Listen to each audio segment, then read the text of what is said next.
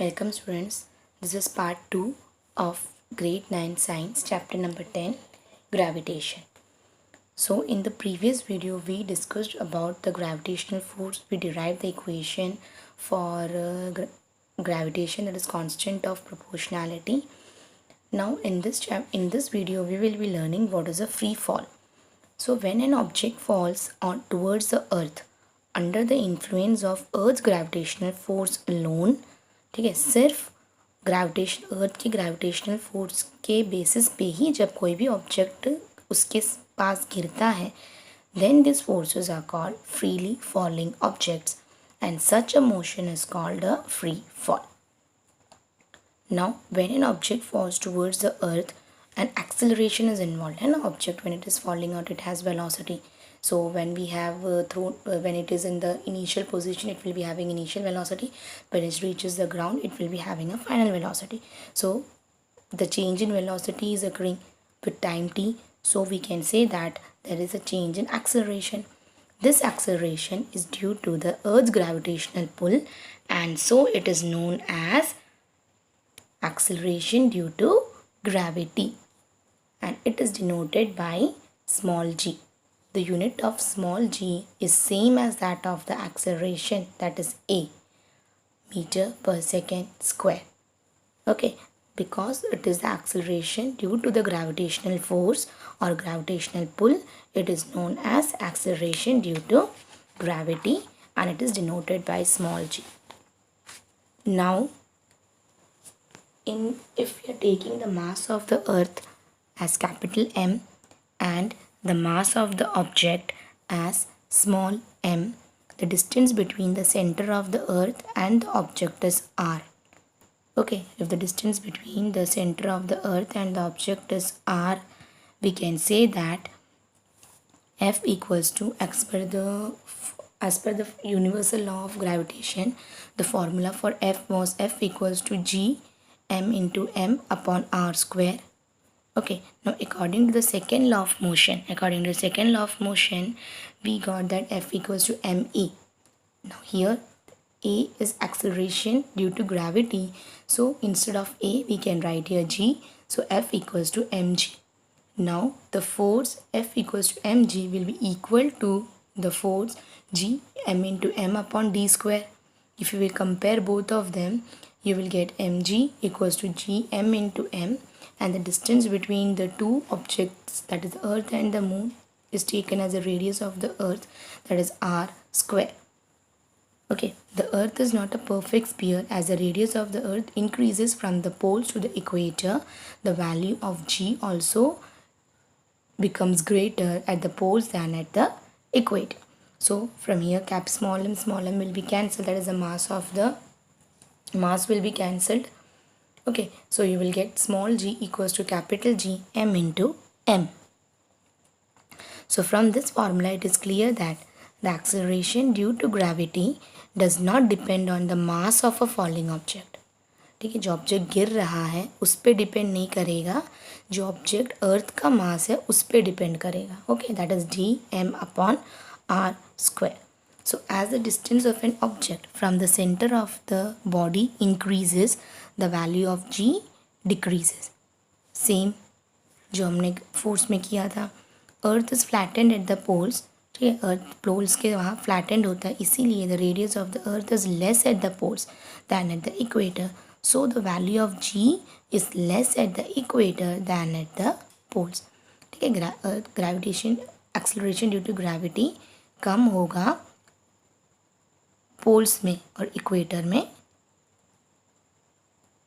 Is less at the equator. Equator में कम होगा और पोल्स में ज़्यादा होगा.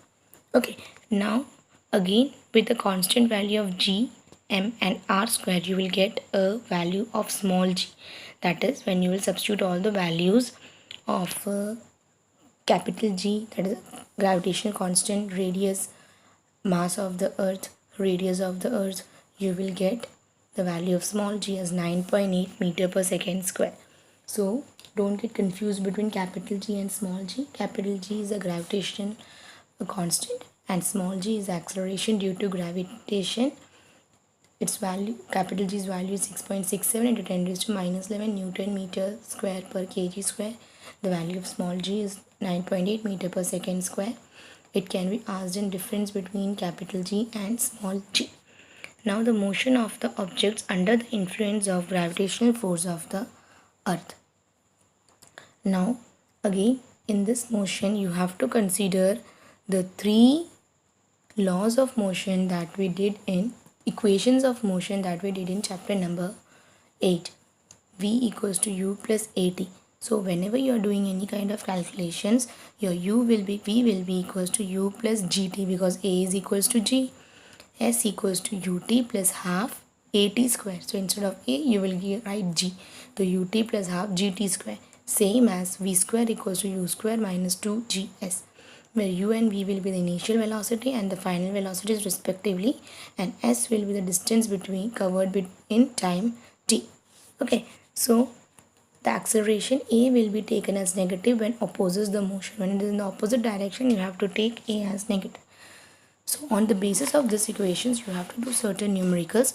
So before doing the numericals, you have to keep in mind the following points: that if the object falls vertically downward, then the acceleration due to gravity is taken as positive, since the velocity increases while falling. ठीक है, ऊपर से नीचे कोई object आता है तो velocity बढ़ता है, तो एक्सेलरेशन ड्यू टू ग्रेविटी को हमको पॉजिटिव लेना पड़ेगा. Now when the object is thrown in the vertical upward direction, the acceleration due to gravity will be taken as negative as the velocity decreases as it moves upward. So let us do an active example. A car falls off a ledge and drops to the ground in 0.5 seconds. Gravitation, that is 9.8. For calculations numericals, you take the round figure, that is 10. For the speed on striking the ground, you have to calculate the speed, you have to calculate the average speed, you have to calculate the height of the ledge from the ground. So t is 0.5 seconds, initial velocity is 0 meter per second square, gravitation is 10, and acceleration of the car is 10 meter per second square. g 10 meter per second square है तो a भी 10 meter per second square हो जाएगा. Downward नीचे की तरफ गिर रहा है, so your g will be a will be positive. Now we want to find the speed, that is v equals to u plus at. u is 0, so v equals to a into t, that is 10 into 0.5, you will get 5 meter per second. So the speed of the car will be 5 meter per second, and you have to calculate the average speed. So average speed will be initial velocity plus final velocity divided by 2, u plus v upon 2. All these formulas we have done in chapter number 8. Distance travelled, s, ut plus half at square. U is 0, so ut will be 0. Half at square, you will get the value 1.25. Okay, again we will do the next example. That is, an object is thrown upward and rises to a height 10 meter. You have to calculate velocity, time taken. So distance travelled by the object is 10 meter. So s will be 10, final velocity is 0 because the object is thrown vertically upward. The final velocity will be 0, then it will fall down. g here will be minus 9.8 because हमने ऊपर की तरफ throw किया. You can even take it for a round figure, you can take it as 10 also. So again, for calculating the velocity, you will take v equals to v square is equals to u square plus 2a, because s is given, a is given. Substitute the values, you will get u equals to root of 196, because u square equals to root 196, so u will be root of 196. So u will be root of 196 is 14. Next, you have to calculate the time taken. You have to calculate t. So v equals to u plus at. V is 0. U already we got from the above calculation 40, and t is a is 9 minus 9.8 into t. So your t will be minus 14 meter per second upon 9.8, minus cancel. 14 divided by 9.8, you will get 1.43 seconds. So time taken to reach the highest point will be 1.43 seconds. Now next is mass. In the previous chapter, we have learned that a mass of an object is measure of its inertia. है ना, chapter number 9 में हमने किया था. So greater the mass, greater the inertia. It remains same wherever the object is on the earth. the moon, or even at the outer space. Thus, the mass of an object is constant and does not change from place to place. ठीक है, मास में क्या होता है, मास में force apply नहीं होता है, मास में ग्रेविटेशनल फोर्स इंक्लूडेड नहीं होता है. So that's why mass will be constant anywhere you stand on the earth, your mass will be constant. I said mass. ठीक है, वेट हमारा चेंज होता है लेकिन मास हमारा चेंज नहीं होता है because it is the measure of inertia. ठीक है, वो इनर्शिया पे डिपेंड करता है मास. दोनों डायरेक्टली प्रोपोर्शनल होते हैं. तो तुम कहीं भी रहो, तुम्हारा मास चेंज नहीं होगा, तुम्हारा वेट चेंज होगा.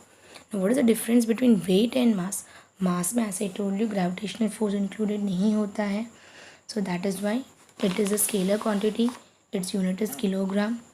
Okay, so that is why the mass of an object body cannot be zero also, and it is constant everywhere and it cannot be zero also. Now when you consider weight, the weight of an object is the force with which it is attracted towards the earth. ठीक है, जो force अर्थ को attract करने के लिए लगता है, ठीक है, अर्थ जो फोर्स से अट्रैक्ट करता है अपने को उसकी तरफ, उसको कहते हैं wait.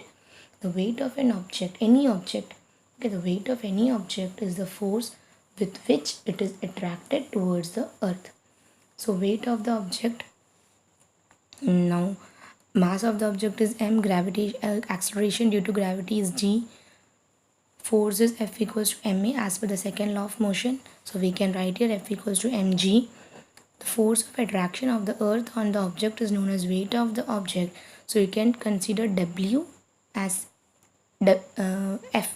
So your W will be equal to m into g. As the weight of the object is the force with which it is attracted towards the earth, the SI unit of weight is same as that of the force, that is Newton. The weight is a force acting vertically downwards. Okay, so weight is a vector quantity as it acts in vertically downward direction. इसमें direction आ गया wait में, मास में कोई direction नहीं होता है, इसीलिए मास scalar quantity है. लेकिन वेट में डायरेक्शन आता है तो it is a vector quantity. Its SI unit is newton, mass का एसआई यूनिट है kilogram.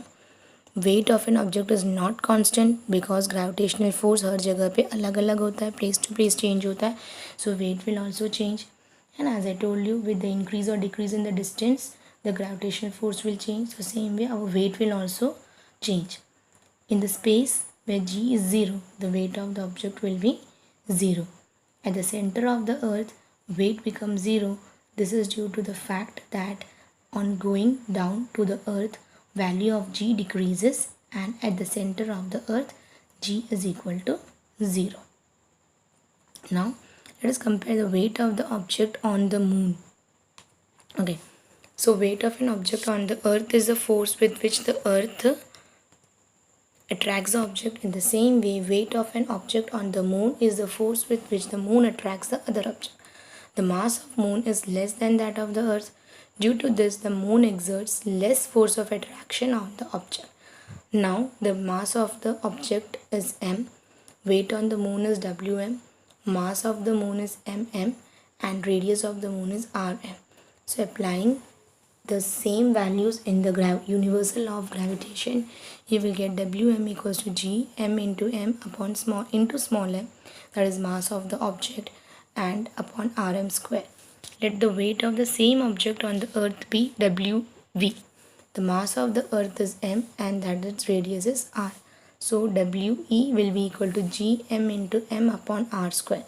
Now when you compare both these results or substitute the values given in the table of mass of earth, radius of earth, mass of moon, radius of moon, you will get your Wm equals to g 2.4371 into 10 raised to 10 g into m. The value of g we have not taken because already we have to compare it. Okay, so We will be 1.474 into 10 raised to 11. When you take the ratio of both this, you will get Wm upon We equals to 1 upon 6.